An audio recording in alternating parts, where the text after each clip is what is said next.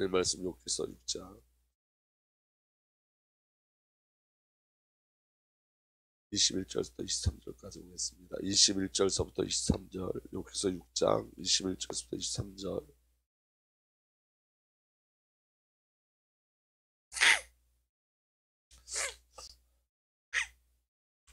함께 읽겠습니다. 21절부터 23절.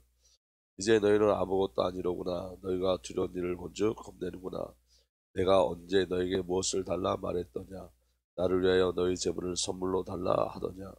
내가 언제 말하기를 원수의 손에서 나를 구원하라 하더냐. 폭군에서도 나를 구원하라 하더냐. 아버지 하나님, 이 시간도 주의 성령으로 우리에게 말씀하여 주십시오. 우리가 우리 자신을 주 앞에 내어드립니다. 오늘 주의 영으로 역사하여 주셔서 주의 말씀이 우리 안에 영과 생명의 빛로 누려질 수 있도록 오직 주의 성령께서 우리의 생각, 마음 모든 것을 주장하여 주옵소서. 성령께서 함께 하실 줄 믿사옵고 우리 주님 예수 그리스도의 이름으로 기도합니다. 이 땅에 어떤 것도 인간의 근본 문제를 해결할 수 없죠. 오늘 욥이 그 친구들에게 뭐라고 얘기냐면 원수의 손에서 나를 건져달라고 하길 했느냐. 내가 너에게 언제 나를 원수의 손에서 건져달라고 했느냐. 이렇게 반문하고 질문합니다. 다시 말하면 그러면 이 땅에 어떤 것도 우리를 원수의 손에서 건져낼 수 있는 게 없어요. 욥이 고난 속에서 그걸 깨닫기 시작하는 거예요. 그래서 여러분, 이 땅에 어떤 것도 인간의 근본 문제를 해결할 수 없습니다. 여러분, 인간의 근본 문제가 뭐죠? 하나님의 형상으로 창조된 인간이 생명의 근원인 하나님을 떠난 거예요. 이게 인간의 근본 문제예요. 돈의 문제도 아니고 가난의 문제도 아니고 질병의 문제도 아니고 여러분 어떤 갈등의 문제도 아닙니다. 사실은 하나님을 떠나 있는 상태, 이게 인간의 근본 문제예요. 그래서 여러분, 저와 여러분들도 우리들 확인할 때 잘 아셔야 될 거 뭐냐면, 여러분, 우리의 문제는 여러분 갈등의 문제가 아니에요. 사실 우리가 누구와 어떤 사람과 갈등을 하고 있다는 것은 사실 그 갈등의 문제가 아니라 내가 하나님을 잃어버리고 있는 거예요. 내가 내 안에 하나님의 비밀을 놓쳐버린 거예요. 복음의 비밀을 놓쳐버린 거예요. 그러니까 저와 여러분들이 가장 중요한 건 뭐냐면, 저와 여러분들은 하나님을 떠나서 살 수 없는 거예요. 우리가 하나님을 만났음에도 불구하고 우리가 그 하나님에 대한 그 비밀, 하나님에 대한 절대적 사랑을 알지 못하면 저와 여러분은 끊임없는 갈등 속에 들어갈 수밖에 없습니다. 그게 사단의 역사예요. 여러분, 하나님을 떠난 인간이 독립을 이룬 게 아니라는 걸 기억하셔야 돼요. 하나님을 떠난 인간이 독립을 이룬 것이 아니라 사단에 묶여 있는 거예요. 이 모든 상태를 성경은 죄라고 그러죠. 그러면 성도의 고통은 어디서 시작되냐면 하나님을 잃어버리고 자신에게 묶였을 때. 그래서 여러분, 내 생각, 내 것에 묶여져 있는 것, 이게 성도의 가장 큰 것. 그러니까 여러분, 이건 여러분 뭐와 똑같냐면 우리가 하나님을 만나기 전에 우리가 하나님을 떠나서 불신자 상태 속에 있는 거와 똑같아요. 구원은 받았지만 이 땅에서 여러분 불신자 상태를 그대로 가지고 살아요. 내가 주인 되어서 살면, 내가 나에게 묶이면 구원은 받고 하나님의 자녀인데 그 구원의 혜택과 자녀된 그 혜택을 누리지를 못해요. 항상 내게 묶여있기 때문에.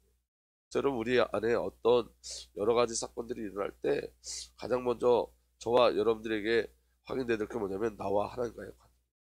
나와 하나님과의 관계. 내가 하나님과의 온전한 관계를 정말 이루고 있는가 라는 그 비밀이 우리에게 있어야 됩니다.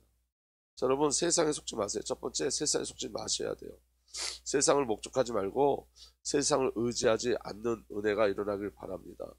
여기서 6장 17절에서 18절에 욥의 친구들을 보면서 뭐라고 이야기하냐면 이렇게 이야기합니다. 날이 더워지면 쉬 마르고 날이 뜨거워지면 흔적조차 없어지고 마는 겨울, 물이 줄기를 따라서 굽이쳐 흐르다가도 메마른 땅에 이르면 곧 끊어지고 마는 겨울. 이전에 여러분 욥의 친구들과 욥은 사이가 좋았을까요? 나빴을까요? 아마 너무너무 좋았을 거예요. 돈독했을 거예요. 그래서 여러분 그들은 생명조차 줄 수 있을 것 같은 그런 관계였을 거예요. 자기 자신을 다 내어줄 수 있다고 생각했을 거예요. 근데 문제와 사건이 터지니까 그런 마음은 온갖 간도 없이 다 사라지고 지금 욥이 말하는 것처럼 그들의 친구들은 흔적조차 없어지고 마른 겨울처럼 변해버렸고 곧 끊어지고 마른 겨울처럼 변해 있어요. 오히려 욥을 위로하는 게 아니라 욥을 공격하죠. 여러분, 세상은 그와 같습니다. 여러분, 세상은 흔적조차 없어지고 마는 겨울이에요. 여러분, 그리스도 예수 안에 모든 것이 다 그래요. 예수 빼고는 전부 다 그래요. 그래서 여러분, 예레미야 2장 13절에 이스라엘 백성의 죄에 대해서 하나님 말씀하시는데 이렇게 말씀하세요. 참으로 나의 백성이 두 가지 악을 저질렀다. 하나는 생수의 근원인 나를 버린 것이고, 또 하나는 전혀 물이 고이지 않는 물이 새는 웅덩이를 파서 그것을 샘으로 삼는 것이다. 여러분, 샘의 근원인 하나님 대신 사람을 거기다 갖다 놓지 마세요. 여러분들이 사람과 관계를 긴밀하게 하지 마시고요, 하나님과의 관계를 긴밀하게 하세요. 여러분, 하나님을 다른 것으로 대체하지 마세요. 여러분들의 주인이 오직 하나님이 되셔야 돼요. 그래서 여러분, 이 말씀이 잘 들려지시는 은혜가 저와 여러분들에게 이끌릴수록 축복합니다. 하나님만 근원이세요. 하나님만. 이걸 여러분 다른 것으로 바꾸시면 안 돼요. 전혀 물이 고이지 않는 물이 새는 웅덩이를 파서 그것을 샘으로 삼는 것이다. 여러분, 모든 인간관계는 여러분 이와 같아요. 물이 새는 웅덩이에요. 아멘. 여러분, 목사도 물이 새는 웅덩이에요. 여러분, 사람을 의지하거나 하나님 자리에 사람을 갖다 놓지 마세요. 사람과 긴밀하게 하지 마시고요, 하나님과 긴밀하게 의논하시고 하나님과 동행하는 삶을 사셔야 돼요. 여러분, 세상과 긴밀하게 움직이지 마세요. 경제로 긴밀하게 움직이지 마세요. 우리가 의지하는 모든 것들을 다 버리게 하시는 것이 하나님의 역사예요. 정말 깨달아지는 은혜가 일어나길 바랍니다. 그래서 욥기서 6장 21절에 이렇게 기록되어 있습니다. 너희가 내 몰골을 보고서 두려워서 떨고 있지 않느냐. 여러분, 모든 사람은 어디에 대한 두려움이 있냐면 욥처럼 되는 것에 대한 두려움이 있어요. 욥처럼 되는 것에 두려움. 그래서 여러분, 모든 사람들은 이 땅에 공포 속에 살아가는데 히브리서 2장 14절에서 15절 말씀에 보면 이렇게 되어 있습니다. 자녀들은 다 같이 피와 살을 가지고 있으므로 예수께서도 그들과 같은 피와 살을 가지고 오셨다가 죽으심으로써 죽음의 세력 잡은 자 곧 악마를 멸망시키고 한평생 죽음의 공포에 쌓여 살던 사람들을 해방시켜 주셨습니다. 이 땅은 전부 다 죽음의 세력을 잡은 자 곧 악마에게 붙잡혀 있어요. 그래서 그 악마가 어떤 일을 하죠? 한평생 죽음의 공포를 가지고 사람들을 끌고 가요. 그러니까 이 땅의 가장 큰 두려움이 뭐예요? 죽음이에요. 죽음. 그런데 여러분, 더 무서운 건 뭐냐면 이 죽음이 언제 찾아올지 모른다는 거예요. 여러분, 요번에 그 150 몇 명 죽었잖아요. 뉴스를 보니까 이 안에 정말 세상적으로 보면 아까운 사람이 너무너무 많아요. 부모님한테 이제는 고생하지 말자고 집을 사준 아들도 있고, 이제 교사가 되려고 그렇게 고생해서 이제 교사가 된 사람들도 있고. 여러분, 선하고 착한 사람, 세상의 기준으로 보면 선하고 착한 사람이 얼마나 많은지 몰라요. 그 사람이 왜 죽었는지 이해되지 못할 사람이 너무 많이 죽었어요. 저 사람 죽으면 안 되는데 하는 사람들이 너무 많이 죽었죠. 죽음은 언제 찾아올지 모른다는 거예요. 그래서 삼풍백화점에서 살아남은 생존자가 뭐라고 썼냐면 이렇게 썼어요. 이게 당신들이 이 죽음을 당신들이 피했을 뿐이다. 언제 죽음이 찾아올지 모른다. 근데 죽음에 대한 준비가 없어요. 이게 더 공포스러운 거예요. 여러분, 죽음에 대한 준비가 없으면, 죽음을 준비하지 못하면 어디로 가죠? 지옥으로 가요. 지옥으로. 일평생 사탄의 종로를 타다가 사탄을 위해 준비된 지옥까지 사탄과 동행해요. 이게 얼마나 무서워요. 이 땅에서도 사탄에게 붙잡혀 살다가 사탄과 동행하는 삶을 살아요. 어디까지 동행한다고요? 지옥 갈 때까지. 이게 너무너무 큰 공포인 거예요. 거기다가 여러분, 욥이 이렇게 얘기합니다. 원수의 손에서 나를 건져달라고 하기를 했느냐. 다시 말하면 여러분, 이 땅은 전부 다 누구의 손에 붙잡혀 있죠? 원수 마귀 손에 붙잡혀 있어요. 요한복음 8장 44절에 너희는 너희 아비 악마에게 났으며 또 그 아비의 욕망대로 하려고 한다. 그는 처음부터 살인자였다. 또 그는 진리 편에 있지 않다. 그것은 속에 진리가 없기 때문이다. 그가 거짓말할 때는 본성에서 그렇게 하는 것이다. 그는 거짓말쟁이 거짓의 아버지이기 때문이다. 여러분, 이 말이 무슨 말이냐면 전부 다 누구에게 붙잡혀 있다고요? 마귀에게 붙잡혀 있어요. 그러니까 누구의 욕망대로 한다고요? 마귀의 욕망대로, 마귀, 사단, 악마의 욕망대로 하는 거예요. 그는 처음부터 살인자였다. 우리가 수없이 사람들을 죽이죠.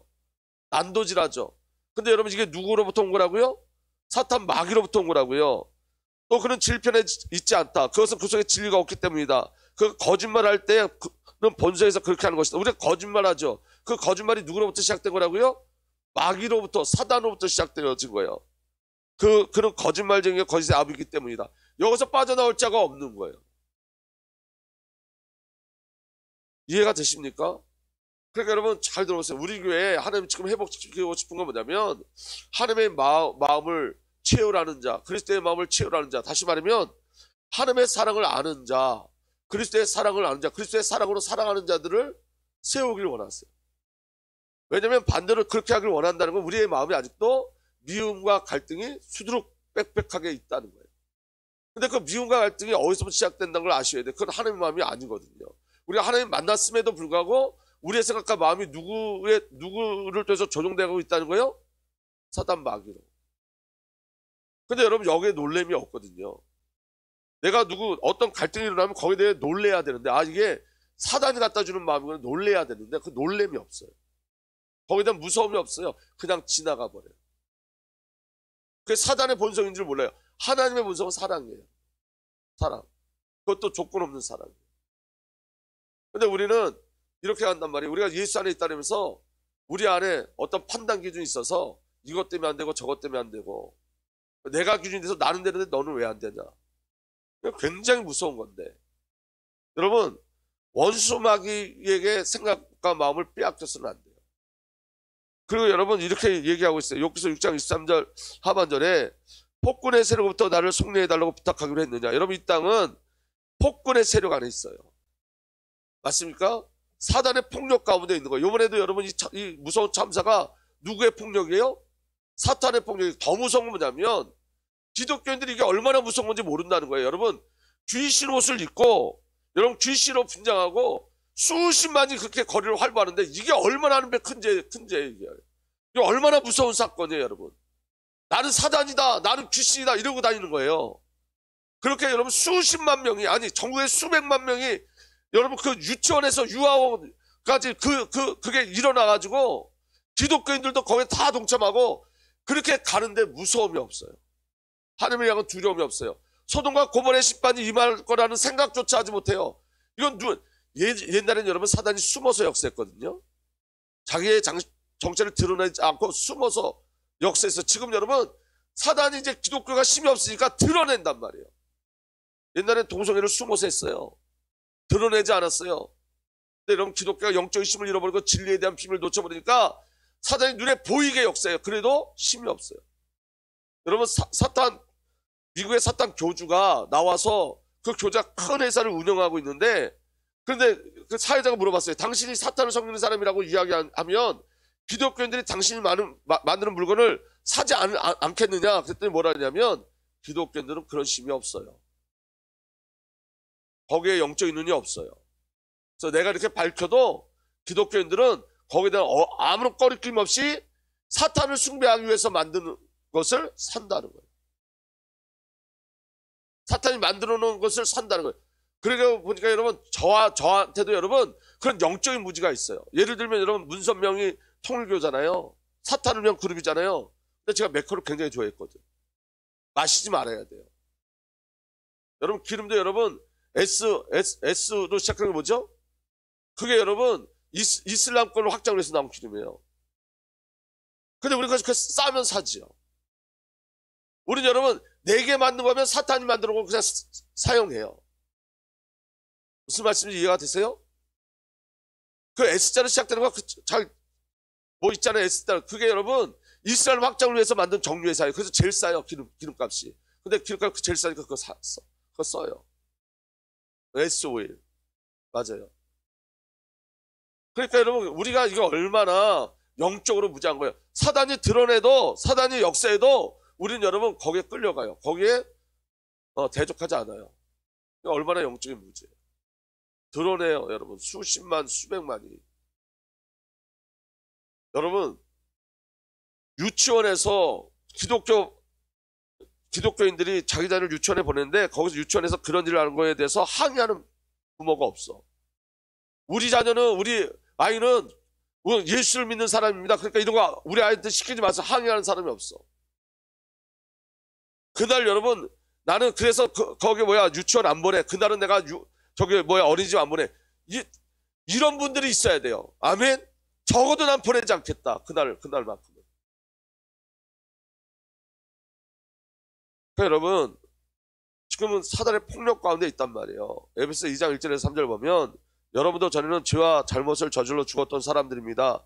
여러분이 죄에 얽매여 있던 때에는 이 세상 풍조를 따라 살았고 허공을 다스리는 세력의 두목의 지시대로 살았습니다. 누구의 지시대로? 사탄의 지시대로.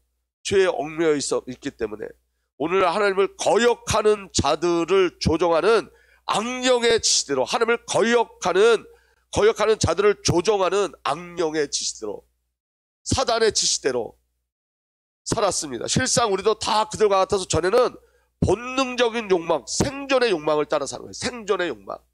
본능적인 욕망을 따라서 육정에 끌렸던 사람들로서 본래 사람들과 마찬가지로 하나님의 진노를 살 수밖에 없었던 것입니다.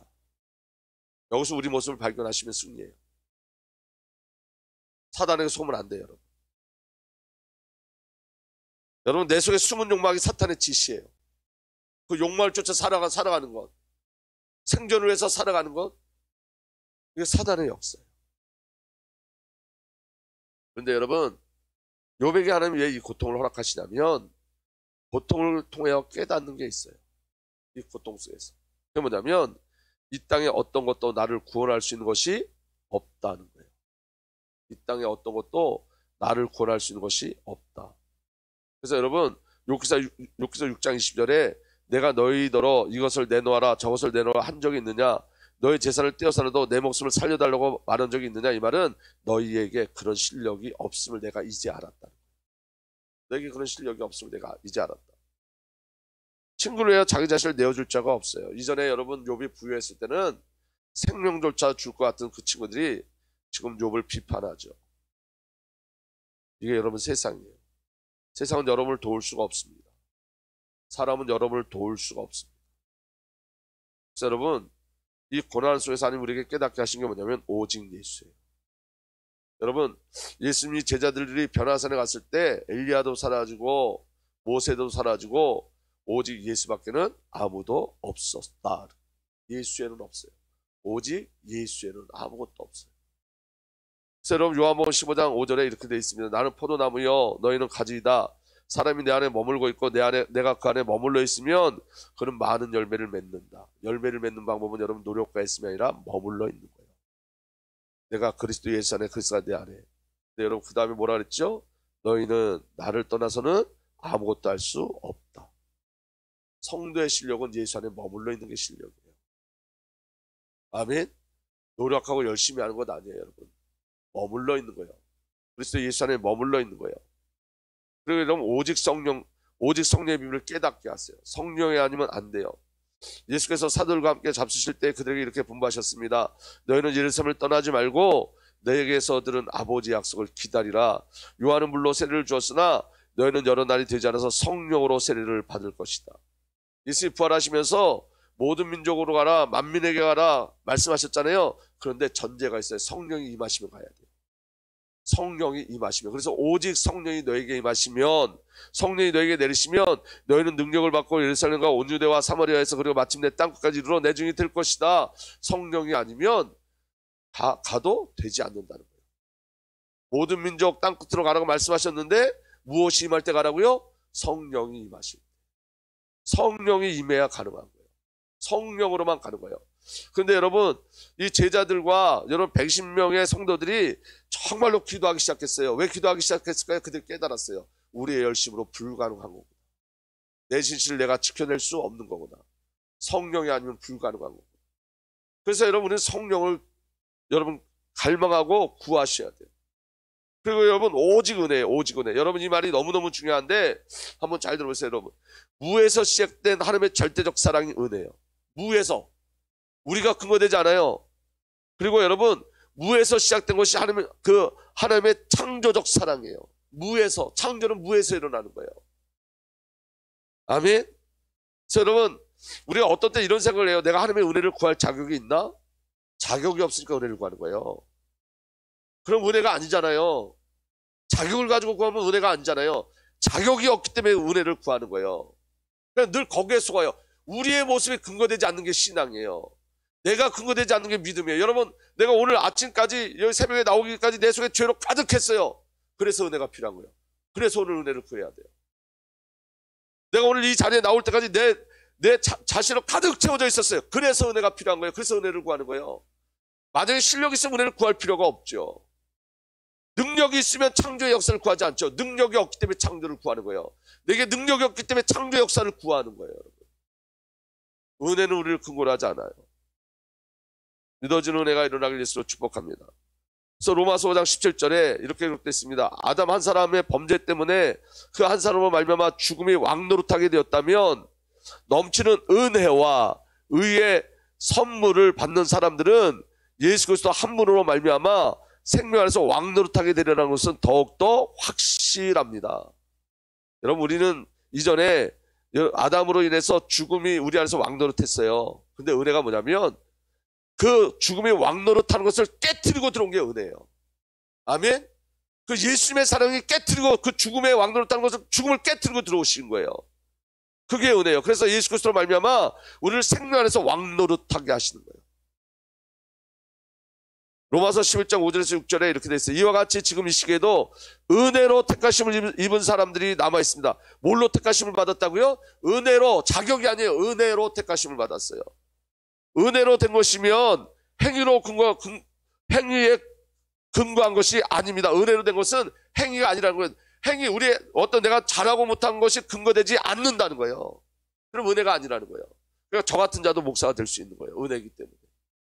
나 같은 죄인도 목사가 될 수 있는 거예요. 은혜이기 때문에. 아멘. 나 같은 사람도 구원받을 수 있는 거예요. 왜냐? 택하심이 은혜로 된 거기 때문에.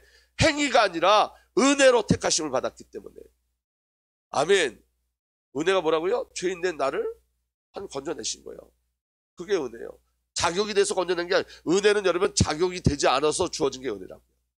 자격이 되어서 주어진 건 은혜가 아니에요. 자격이 안 돼서 주어진 게 은혜예요. 그 은혜 속에서 우리가 부름받은 거예요. 은혜 속에서. 아멘. 그래서 여러분, 고난 속에서 하나님은 오직을 나의 삶 속에 심는 거예요. 고난 속에서 나의 삶에 하나님을 심으시는 거예요. 여러분, 철저하게 나 혼자 남게 하세요. 하나님. 철저하게. 가족도 심이 되지 않아요. 어느 누구도 심이 되지 않아요. 철저하게 나 혼자 홀로 남겨두세요. 내가 의지하는 모든 것을 다 삭제시키세요. 하나님께서. 그리고 그 자리에 하나님 자신을 심으세요. 하나님 자신을 심으세요. 하나님을 구하는 삶으로 만들어내시고 하나님으로 사는 삶으로 만들어내세요. 이게 은혜예요, 여러분. 고난이 내 안에 예수 그리스도를 확장시켜가요. 고난이 내 속에 내 안에 가득 찼던 나를 전부 점점 삭제시키고 내 안에 그리스도를 확장시키고 내 안에 하나님 나를 확장시켜 나가세요. 내 안에 나로 가득 차 있었던 공간에 나는 조금씩 사라지고 그 공간에 주 성삼위 하나님으로 채워나가. 이게 고난의 비밀이에요. 예수 그리스도의 자리가 내 안에서 점점 확장되어 가고 성령 하나님의 자리가 날마다 우리가 저 하나님들 안에서 확장되어져 가고 아버지 하나님 자리가 정말 내 안에서 확장되어져 나가고 하나님 나라가 확장되어져 나가요. 철저하게 하나님 나를 고독하게 만들어내셔서 예수로 사는 자를 만들어내세요. 그래서 여러분, 날마다 시마다 분마다 초마다 주 성삼위 하나님으로 사시길 바랍니다. 어떻게 그렇게 살 수 있냐? 자기 부인의 삶을 사셔야 돼요. 나에게서 출하시는 거예요. 아멘. 내 안에 성삼위 하나님으로 채워지면 나의 자는 없어져요. 하나님의 은혜는 내가 근거되지 않습니다. 아멘. 내가 자격이 없기 때문에 은혜 주시는 거예요. 하나님의 창조는 내가 근거되지 않습니다. 내가 능력이 없기 때문에 창조 역사를 하시는 거예요. 여러분, 자기 부인이 될 때 하나님의 은혜를 체험하고 자기 부인이 될 때 하나님의 창조의 역사를 체험하게 돼 있어요. 그래서 우리가 방금 전에 읽었지만 내 안에 머물러 있어라. 그러면 나도 너희 안에 머물러 있겠다. 가지가 포도나무에 붙어 있지 않으면 스스로 열매를 맺을 수 없음 같이 너희도 내 안에 머물러 있지 않으면 열매를 맺을 수 없다. 아멘. 나는 포도나무에 너는 가지다. 사람이 내 안에 머물러 있고 내가 그 안에 머물러 있으면 아멘. 그는 많은 열매를 맺는다. 너희는 나를 떠나서 아무것도 할 수 없다. 기억하세요. 주님을 떠나서는 아무것도 할 수 없어요. 그리고 어떻게 제자 될 수 있느냐? 저와 여러분들이 그리스도의 제자가 되는 거죠. 어떻게 하면 제자가 될 수 있느냐? 너희가 내 안에 머물러 있고 내 말이 너희 안에 머물러 있으면 말씀이 우리 안에 채워지면. 아멘. 그래서 여러분, 우리 장로님이 박사장님이 말씀을 포럼하는 건 제자 되는 비밀이에요. 여러분들이 말씀을 기록하고 구하고 말씀을 기도하는 건 제자 되는 비밀이에요. 우리가 예수님 우리 안에 어떻게 들어올 수 있죠? 말씀으로 들어오신다고요. 너희가 내 안에 머물러 있고 내 말이 너희 안에 머물러 있으면 너희가 무엇을 구하든지 다 그대로 이루어질 것이다. 말씀대로 성취돼. 응답은 말씀이에요. 그래서 8절에 너희가 열매를 많이 맺어서 내 제자가 되면, 아멘, 열매를 맺으면 제자가 되는데 열매를 맺는 방법은 머물러 있는 거예요. 말씀으로 채우는 거예요. 실력이 아니에요. 하나님의 열매는 실력으로 나타나지 않아요. 머물러 있으면. 이것으로 내 아버지께 영광 받으실, 이것으로 내 아버지께서 영광 받으실 것이다. 아멘. 그래서 여러분, 고난의 시간이 축복의 삶을 만들어내요. 내가 그리스도 안에, 그리스도가 내 안에. 완전한 연합. 그리고 여러분, 날마다 시마다 분마다 초마다 예배하셔야 돼요. 로마서 12장 1절에서 3절에 이렇게 되어 있습니다. 그러므로 형제 여러분, 하나님의 자비가 이토록 크시니 나는 여러분에게 권고합니다. 여러분 자신을 하나님께서 기쁘시게 받으실 거룩한 산제물로 바치십시오. 여러분, 그런데 여러분, 제물로 드려주면 죽음을 당해야 되거든요. 그런데 어떻게 산제물이 될 수 있죠? 내가 죽으면 주님이 나의 제물이 돼주세요. 그게 산제물이에요. 예수의 생명과 연합되어져 예수의 생명으로 살 수 있어요. 예수의 삶이 나를 주관함으로 말미암아 산제물이 되어지는 거예요. 아멘. 그런데 그게 뭐라고요? 그것이 여러분이 드릴 진정한 예배입니다. 그래서 24시 예배가 되어지는 거예요. 내가 죽고 예수로 살면. 여러분, 이 세상을 본받지 말고 마음을 새롭게 하여 새 사람이 되십시오. 그 다음에 잘 들어보세요. 이리하여 무엇이 하나님의 뜻인지, 무엇이 선하고 무엇이 그분 마음에 들며 무엇이 완전한 것인 것을 분간하십시오. 무엇이 하나님의 뜻인지, 무엇이 선하고 무엇이 그분 마음에 들며 무엇이 완전한 것인지를 분간하도록 하십시오. 나는 하나님의 은총을 받는 사람으로서 여러분 한 사람 한 사람에게 말합니다. 그게 뭐예요? 우리가 무엇이 하나님의 뜻인지, 무엇이 선하고 무엇이 그분의 마음에 들며 무엇이 완전한 것인지 분간하는 방법이 뭐냐면, 여러분은 자신을 과대평가하지 말고, 이거라고요. 자신을 과대평가하지 말고, 자신이 기준 되지 말라는 거예요.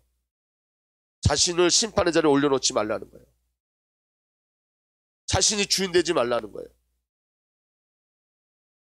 하나님께서는 각자에게 나눠주신 믿음의 정도에 따라 분수에 맞는 생각을 하십시오. 그래서 여러분, 산제물은 뭐예요? 분수에 맞는 생각이 뭐예요? 내가 없어지는 거예요. 내 기준이 없어지는 거예요. 그래서 여러분, 정죄하거나 판단하지 마십시오. 그거 하나님이 가장 싫어하는 거예요. 그 자신을 과대평가하는 거예요. 내가 주인 됐단 말이에요. 늘 내가 내 자신을 과대평가해서 여러분, 우리가 생각하는 게 맞지 않습니다. 하나님만 맞아요. 우리는 우리 수준에 머물러 있는 것 뿐이에요. 그게 예배라는 거예요. 아멘. 그 다음에 날마다 시마다 분마다 초마다 기도하셔야 돼요. 기도는 응답을 목적으로 하지 않습니다. 기도는 하나님과 의논하고 이야기하는 거예요. 아멘. 기도는 내 안에 성삼위 하나님으로 채우는 거예요. 그리고 여러분, 기도는 사건, 문제, 사람 자신을 두고 질문하는 거예요. 우리 김선자장님 그 말씀 하시더라고요. 10년 전서부터 하나님께서 질문하게 하시더라. 어떤 사건이 일어나면 질문하게 하시더라. 그게 기도예요. 아멘. 그래서 여러분, 사건, 문제, 사람 갖고 갈등하지 마시고요. 그것 가지고 하나님 앞에 나가셔서 질문하셔야 돼요. 하나님이 정확한 답을 주세요. 정확한 답을. 그리고 여러분, 죄를 고백하셔야 돼요. 아멘. 내가 주인된 죄. 죄를 고백하셔야 돼요. 세상과 긴밀하게 의논하며 살던 죄. 이거 다 여러분, 우리의 죄를 다 고백하셔야 돼요. 그리고 여러분, 하나님의 것이 아니라 하나님을 구하셔야 돼요. 아멘. 그리고 성령으로 구하셔야 돼요. 그럼 우리에게 어떤 일이 벌어지냐면, 날마다 시마다 분마다 초마다 순종하게 돼 있어요. 이 말은 뭐냐? 나를 성삼위 하나님께 드려내시는 거예요. 나를 성삼위 하나님께 내어드리는 거예요. 아멘. 여러분, 한번 생각해 보세요. 왜 우리가 이런 삶을 살아야 되냐면, 내 삶에 하나님의 은혜를 빼면 죽음과 지옥밖에 남는 게 없어요. 맞습니까? 내 삶에 하나님의 은혜를 지금 빼버리면 죽음과 지옥만 남아요. 우리는 원죄가 아닌 자범죄만으로도 지옥에 가는 것에 부족함이 없는 자들이에요. 우리는 우리 마음과 생각으로 수없이 수많은 사람들을 난도질하고 죽였어요. 그리고 스스로 회개도 하지 않아요. 우린 지옥 가기 충분한 자들이에요. 여러분, 은혜가 빠지면 지옥 가기 충분한 자들이에요. 하나님께서 우리에게 주신 은혜를 거둬가시면 우리는 그 즉시 죽은 자여 그 즉시 지옥 백성이 되어지는 거예요. 근데 여러분, 우리에게 주신 하나님의 가장 큰 은혜는 하나님의 은혜를 하나님께서 우리에게서 거둬가지 않으신다는 거예요.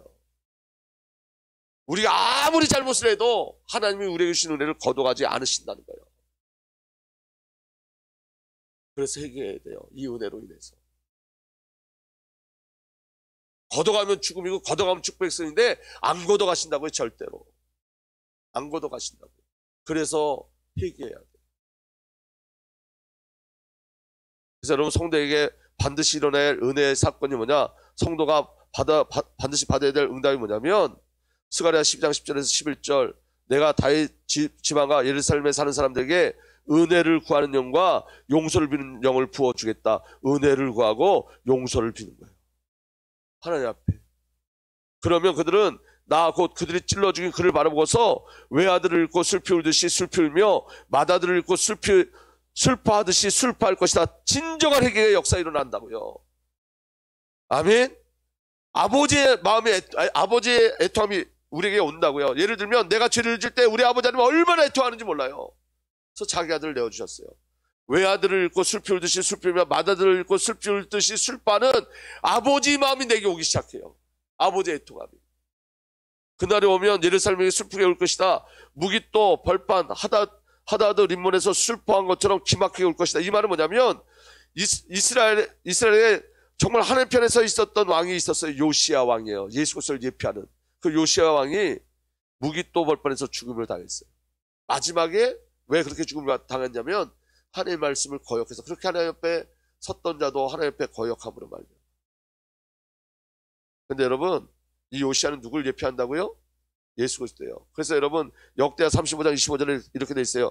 예레미야 예언자가 요시야의 전사를 애도하는 애가를 지었는데 노래하는 남녀가 요시야 왕을 애도할 때는 이 애가를 부른 것이 관례가 되어 오늘까지 이른다. 예레미야도 애가를 불렀다고요. 요시야 왕이 죽음으로. 이 요시야가 누굴 말한다고요? 예수 그리스도. 예레미야 애가는 하나님을 잃은 슬픔이고 그리스도를 잃어버린 슬픔이에요. 여러분, 요시야가 예수 그리스도를 예표하지만 요시야가 하나님의 말씀을 거역했죠. 이 말은 예수 그리스도를 예표할 수 있지만 예수 그리스도는 아닌 거예요. 완전한 예수 그리스도만 우리를 구원할 수 있어요. 다윗이 훌륭한 왕이고 예수 그리스도를 예표하지만 예수 그리스도는 아니에요. 그래서 다윗은 범죄하는 거예요. 예수만 완전하세요.